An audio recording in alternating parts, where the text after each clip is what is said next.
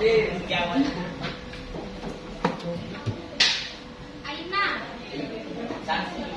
Aku lihat deh. Amirul. Mulai ya. Minggu lalu kita sudah belajar tentang ghibah. Ghibah itu adalah membicarakan seseorang di belakang tanpa ada pengetahuan. Itu akan berkacamata itu. Dan hari ini kita akan belajar tentang rusa.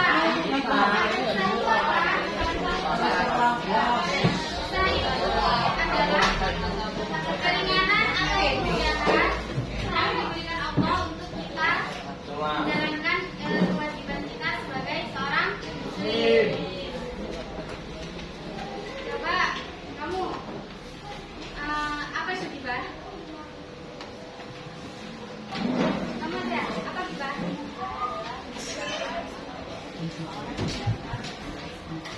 Ya, bagus. Selanjutnya Salsabila.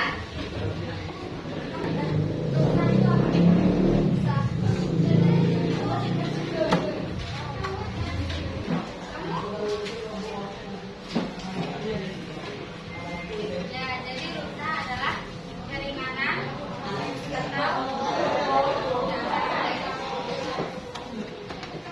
nah, yang pertama ada tentang makna rusa. Jadi, rusa adalah keringanan atau pengecualian yang diberikan oleh Allah Subhanahu wa taala untuk memudahkan umat Islam dalam menjalankan ibadah dan kehidupan sehari-hari, terutama dalam situasi yang sulit atau kondisi tertentu. Jadi, rusa itu secara bahasa memiliki arti keringanan atau kelonggaran. Dan macam-macam rusa itu ada dua. Yang pertama yaitu rusa yang mengandung kebaikan atau bisa disebut dengan istihsan. Dapat dipilih oleh seorang apabila rusa yang dipilih itu lebih baik.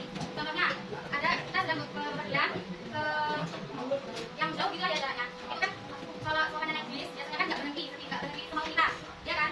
Jadi kalau semuanya dulu itu sudah memasuki waktu zuhur, tapi bisnya nggak berhenti, berhentinya di asar, kita bisa mengkodok salat berjamaah salat di asar. Itu termasuk dari rusa kebaikan, rusa yang mengandung kebaikan. Jadi walaupun kita nanti sudah memasuki waktunya kita nggak sholat, tapi bisa diringkas di akhir sholat. Jadi tidak meninggalkan kewajibannya. Yang kedua ada rusa yang menggugurkan hukum atau disebut juga dengan azimah. Hukum yang awalnya haram dapat menjadi halal karena rusa dalam keadaan tertentu. Contohnya apa?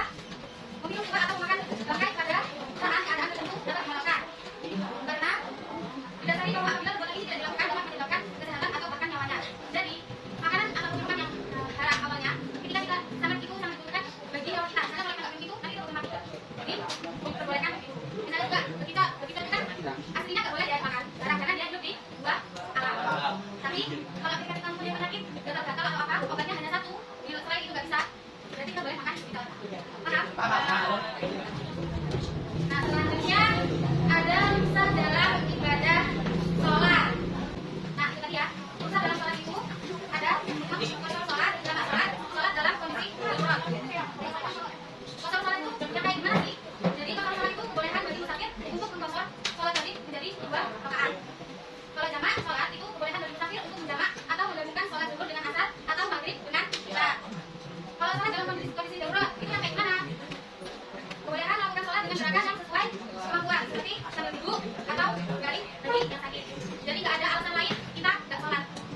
Kalau kita sholatnya nggak bisa berdiri, diperbolehkan sholat duduk. Kalau kita nggak bisa, Tidur. berbaring nggak bisa. Kalau udah berbaring nggak bisa, niat dalam hati, sholat dibaca dalam hati. Kita misalnya udah orang tua yang sangat kuat nggak bisa gerak, tapi masih sadar, masih bisa latihan cara-caranya atau latihan kita dalam hati. Itu tetap harus sholat. Kecuali kalau dia gila, itu nggak harus sholat. Sekali orang tua yang udah nggak bisa gerak pun, dia kalau hatinya masih berfungsi, dia bisa sholat lewat hati. Jadi diingatkan dari hati. Paham ya? Ada dalil tentang rusa dalam sholat. Coba dibacakan.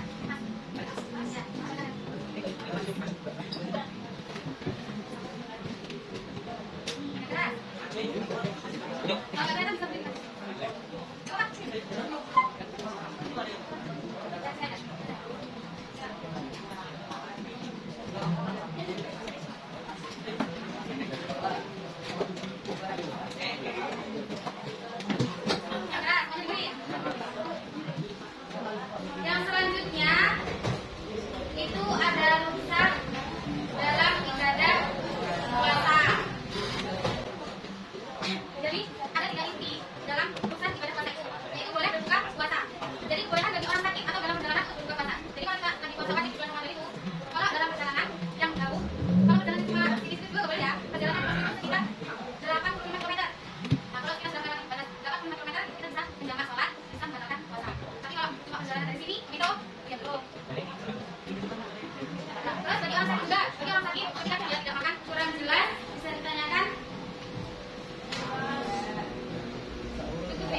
Jadi dua kelompok.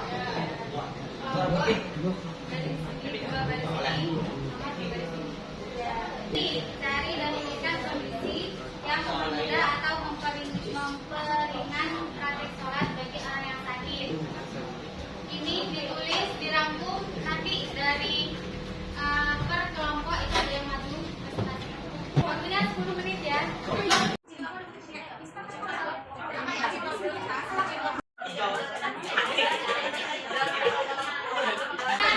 Kadang ulama Dan kembali ke tempatnya cari dan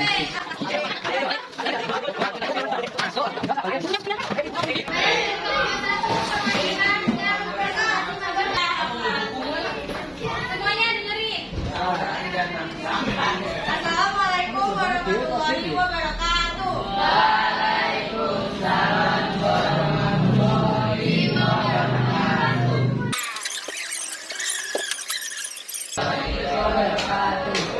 Lihat guys.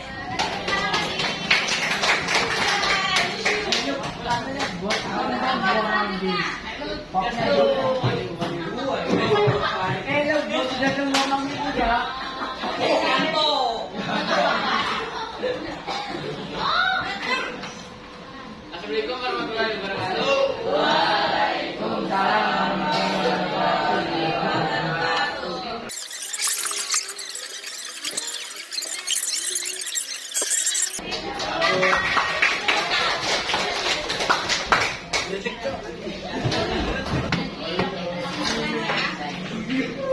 Dan saat itu mempermudah kita dalam menjalankan kewajiban.